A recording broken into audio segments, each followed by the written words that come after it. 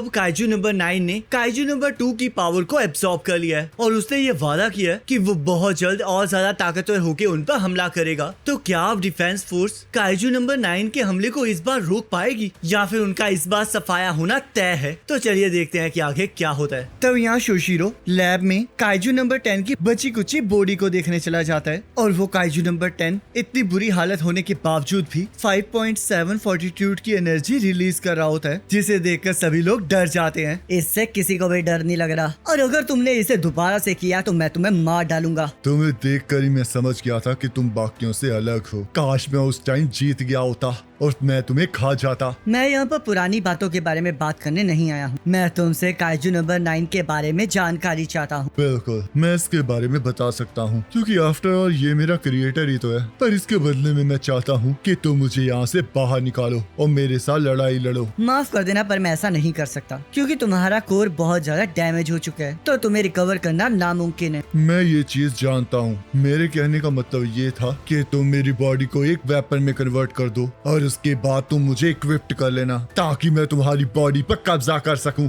तब कनोमी ऐसा करने से शोशिरो को रोकने लगती है क्योंकि अभी तक किसी भी इंटेलिजेंट काइजू को वेपन में कन्वर्ट नहीं किया गया होता, जिस वजह से किसी को भी नहीं पता होता कि इसका क्या असर होगा। तुम्हारी साथ मेरी लड़ाई सच में बहुत ज्यादा मजेदार थी। अपनी बकवास बंद करो, मुझे तुम्हारे साथ लड़ने में बिल्कुल मजा नहीं आया था। मुझसे झूठ मत कहो क्योंकि मैंने देखा था कि तुम्हें लड़ाई में बहुत मजा आ रहा था। तुम वे बिल्कुल मेरी तरह ही हो, तो इसलिए मुझे पता है कि तुम ये समझ सकते हो कि जब कोई तुम्हें कड़ी टक्कर देता है तो उसके साथ लड़ने में कितना मजा आता है। तब शोशिरो लैब से बाहर चला जाता है और कनोमी को बताने लगता है कि वो बहुत ज्यादा डर गया है, जिस वजह से वो उसे इक्विप्ड नहीं करेगा। पर इन सब के बावजूद भी शोशिरो उसके साथ लड़ना चाह रहा होता है और ऊपर से उन्हें काइजू नंबर 9 के बारे में जानना भी है, तो इसलिए शोशिरो को उसकी बातों को मानना ही पड़ेगा। तो शोशिरो इस चीज के लिए हाँ कह देता है और मीना भी इस बात के लिए मान जाती है, जिसके बारे में शोशिरो काइजू नंबर 10 को बता देता है और उससे वादा करता है कि वेपन बनने के बाद काइजू नंबर 10 उस पर कब्जा नहीं कर पाएगा। तब यहाँ किकोरू और काफका को पता लग जाता है कि शोशिरो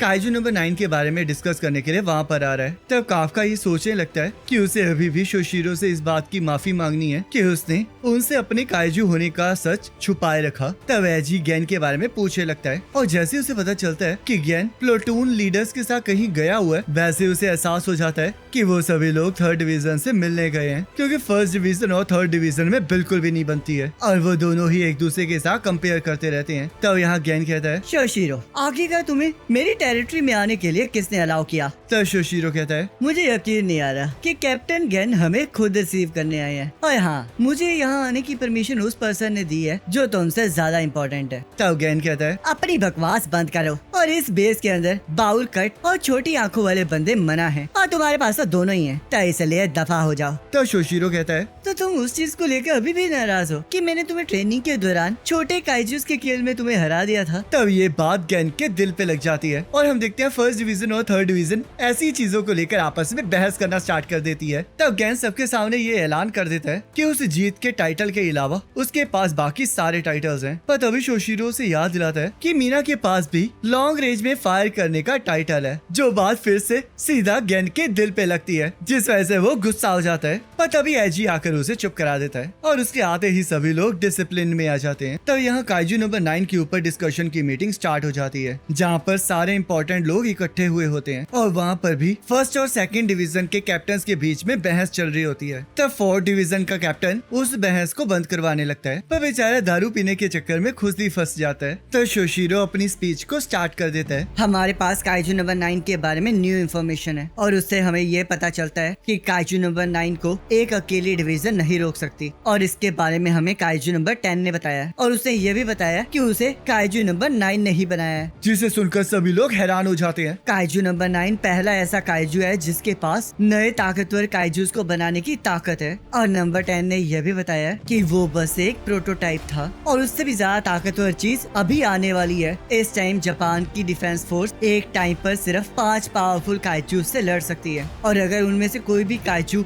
9 फॉर्टिट्यूड से ज्यादा का हुआ तो फिर ये नंबर डिक्रीज हो जाता है। तो इसलिए अगर काइजू नंबर 9 ने और भी ज्यादा ताकतवर काइजूस को क्रिएट किया तो हम लोग अकेले उन्हें नहीं हरा सकते और उसके बाद ये कंट्री भी तबाह हो सकती है। तब जुगो शोशिरो से पूछने लगता है कि क्या ये इन्फॉर्मेशन सच में करेक्ट है, जिस वजह से शोशिरो उसे पिछले 10 साल का डाटा दिखाता है और उससे उन्हें पता चलता है कि इस बार पहले की एवरेज फोर्टिट्यूड 2.6 से लेवल फोर्टिट्यूड 4.8 तक पहुंच गया है, जो इस बात का सबूत है कि काइजू नंबर 10 सच कह रहे हैं। हम लोग नहीं जानते कि काइजूस कैसे आए हैं, पर जो उसके ऊपर सबसे ज्यादा सही थ्योरी है उसके अकॉर्डिंग टेक्टोनिक फॉल्ट्स की वजह से जो बहुत बड़ी एनर्जी निकली थी उससे जियोलॉजिकल मटेरियल्स पर असर किया है, जिस वजह से काइजूस क्रिएट हुए हैं। और हमें यह लगता है कि काइजू नंबर 9 भी उसी प्रोसेस में इंटरफेयर करके न्यू काइजूस को क्रिएट कर रहा है। हमें नहीं पता कि इस टाइम काइजू नंबर 9 कहाँ पर है, पर उसे अगर मल्टीपल डाई काइजूस को बनाने के लिए ताकत चाहिए तो वो पक्का कहीं ना कहीं फिलीपींस और यूरेशियन प्लेट्स के बीच में ही कहीं होगा और वहाँ तक हम लोग पहुँच भी सकते हैं। पर वहाँ तक पहुँचने में हमें बहुत साल लग जाएंगे। तो फिर हम लोग तब तक वेट करेंगे जब तक काइजू नंबर 9 खुद हमला नहीं कर देता। तब मीना कहती है काइजू नंबर 10 ने ये भी कहा था कि काइजू नंबर 9 जिसे भी एब्जॉर्ब कर लेता है वो उसकी मेमोरीज को देख सकता है। इसका मतलब उसके पास डायरेक्टर इसाओ की सारी मेमोरीज हैं और वो जानता है कि इस टाइम जापान डिफेंस फोर्स के पास कितनी पावर है।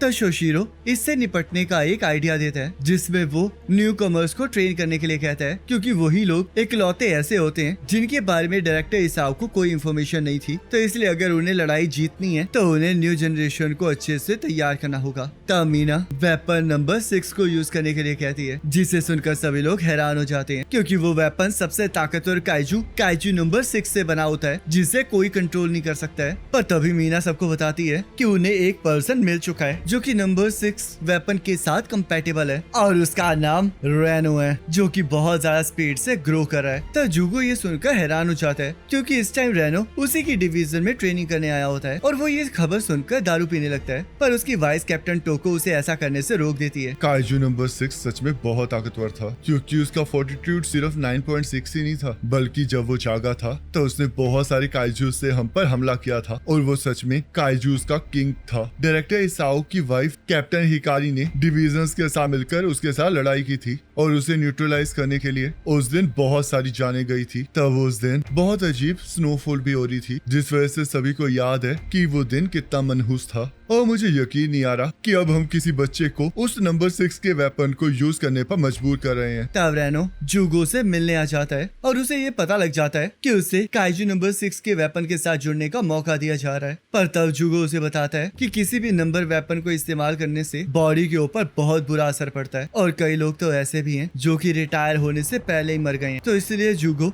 रेनो को ये सलाह देता है कि उसे काइजू नंबर 6 के वेपन को यूज नहीं करना चाहिए क्योंकि वो वेपन सबसे ज्यादा खतरनाक है। तब रेनो रनिंग करने चला जाता है। मैंने सुना कि काफका डिफेंस फोर्स के साथ मिलकर अपनी काइजू नंबर 8 की पावर से काइजू नंबर 9 का सामना करेगा, तो फिर आखिरकार उनके ड्रीम्स का क्या हुआ? आखिरकार उन्हें कौन बचाएगा? तब रेनो को काइजू नंबर 6 के वेपन को ट्राई करने के लिए कहा जाता है और उसे सिर्फ उस वेपन की आर्म्स ही दी जाती हैं। तब जुगो इसके बारे में रेनो से पूछने लगता है और रेनो इसके लिए पूरी तरह से तैयार होता है, जिस वजह से वो सभी लोग उस वेपन को एक्टिवेट कर देते हैं। तब एकदम से रेनो के अंदर पावर फ्लो करने लगती है और रेनो को लगने लगता है कि उसकी पावर खत्म हो रही है और वो फिर भी हार नहीं मान रहा होता। तब वो वेपन रेनो के नर्वस सिस्टम के साथ कनेक्ट हो जाता है, जिस वजह से उसे अपने सामने काइजू नंबर 6 दिखाई देता है और वो अचानक से बेहोश हो जाता है। अब मुझे समझ में आया कि काफका हर टाइम किस चीज को रोकने की कोशिश करता है। तब यहाँ थोड़े टाइम बाद रेनो को होश आ जाता है और वो देखता है कि वो मेडिकल रूम में है। तो अब तुम्हें एहसास हो गया कि नंबर काइजू वेपन को इस्तेमाल करना कितना खतरनाक हो सकता है। तुमने तो अभी बस उस वेपन के आर्म्स ही पहने थे, तो एक बार सोच के देखो कि अगर तुम पूरी चीज को पहन लोगे कि तुम्हारे साथ क्या होगा। तो इसलिए मैं तुमसे दोबारा से कहता हूँ कि तुम्हें इस चीज के लिए मना कर देना चाहिए। पर हम देखते हैं रेनो अभी भी काइजू नंबर 6 के वेपन्स को यूज करने के लिए तैयार होता है और जुगो को समझ में आ जाता है कि अगर रेनो हमेशा ऐसे ही रहा तो वो बहुत जल्दी मारा जाएगा और उसे इस बात का भी यकीन होता है कि रेनो उसकी कोई बात नहीं सुनने वाला, जिस वजह से वो उसे बताता है कि उसके पास 1 महीने का ट्रायल पीरियड है, जिसके बाद उसे न्यूट्रलाइजेशन जोन में भेज दिया जाएगा और तब पता चलेगा कि वो काइजू नंबर 6 के वेपन को इक्विप करने के काबिल है भी या नहीं। और इसी के साथ ये एपिसोड खत्म हो जाता है। अब नेक्स्ट एपिसोड का लिंक आपकी स्क्रीन पर आ रहा होगा, उस पर क्लिक करके अगले एपिसोड को देख सकते हैं।